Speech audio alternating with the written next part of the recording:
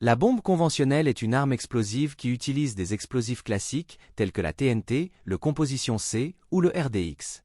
Elles sont largement utilisées dans les opérations militaires et peuvent être larguées par avion, tirées par l'artillerie ou déposées manuellement. Ces bombes peuvent varier en taille, forme et puissance explosive. Elles sont souvent utilisées pour détruire des cibles telles que des bâtiments, des véhicules ou des fortifications ennemies. Leur conception et leur fonctionnement varient selon leur objectif et leur mode de largage. Les bombes conventionnelles peuvent être classées en différentes catégories en fonction de leur utilisation prévue, de leur taille et de leur mode de fonctionnement. Par exemple, les bombes à fragmentation sont conçues pour disperser de nombreux fragments métalliques lors de l'explosion, causant des dommages étendus sur une large zone. Les bombes incendiaires, quant à elles, sont conçues pour générer et propager des incendies importants. Outre les dégâts matériels, les bombes conventionnelles peuvent également avoir un impact psychologique important sur l'ennemi, en semant la peur et en perturbant leurs opérations. Cependant, elles peuvent également causer des dommages collatéraux importants, affectant les civils et les infrastructures non militaires. Bien que les bombes conventionnelles soient largement utilisées, leur efficacité peut être limitée dans certains scénarios, en particulier lorsqu'elles sont utilisées contre des cibles fortifiées ou souterraines. De plus, leur utilisation peut être controversée en raison de leur potentiel à causer des pertes civiles et des dommages environnementaux. En résumé, les bombes conventionnelles sont des armes explosives utilisées dans les opérations militaires pour détruire des cibles ennemies. Leur variété de type et de taille leur permet de s'adapter à différentes situations sur le champ de bataille, mais leur utilisation soulève également des questions éthiques et humanitaires. Les bombes incendiaires sont des armes conçues pour générer et propager des incendies massifs sur une large zone. Elles utilisent généralement un mélange explosif combiné à des matériaux incendiaires tels que le napalm, le phosphore blanc ou le thermite. Lorsqu'elles explosent, elles libèrent des produits chimiques inflammables qui s'enflamment au contact de l'air. Ces armes sont principalement utilisées pour causer des dégâts importants aux infrastructures, aux véhicules et aux ressources ennemies, ainsi que pour perturber les opérations militaires et semer la terreur parmi les populations civiles.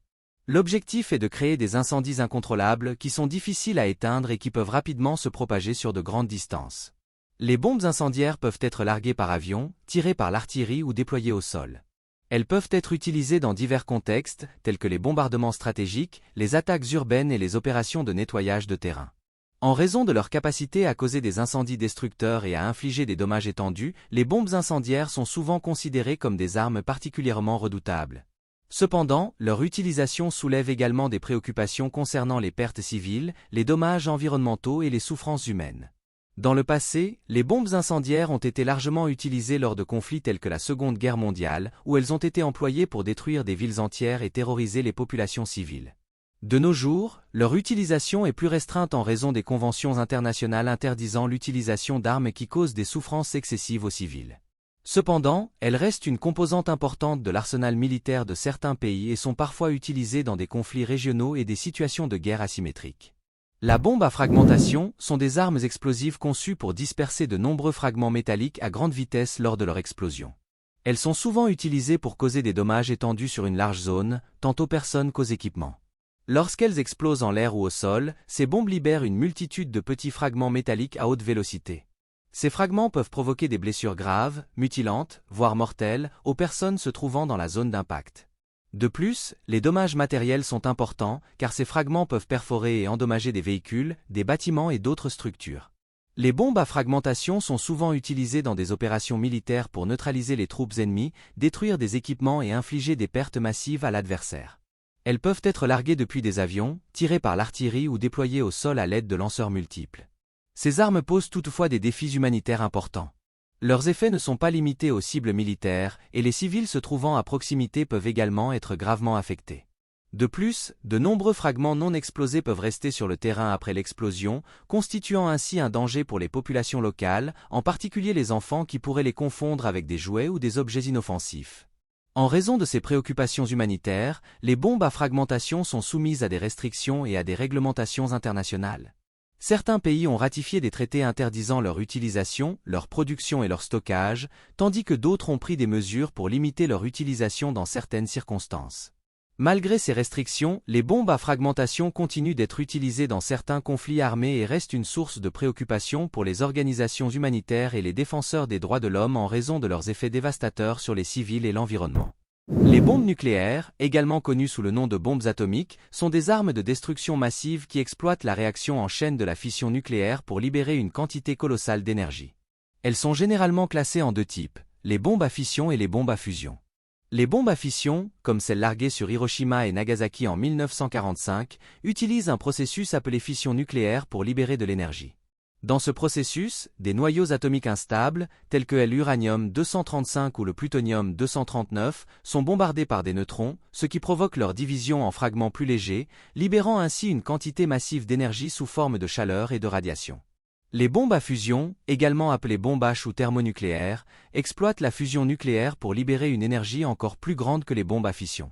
Dans ce processus, une réaction en chaîne de fission est déclenchée pour créer des températures et des pressions extrêmes, similaires à celles qui existent au cœur du Soleil.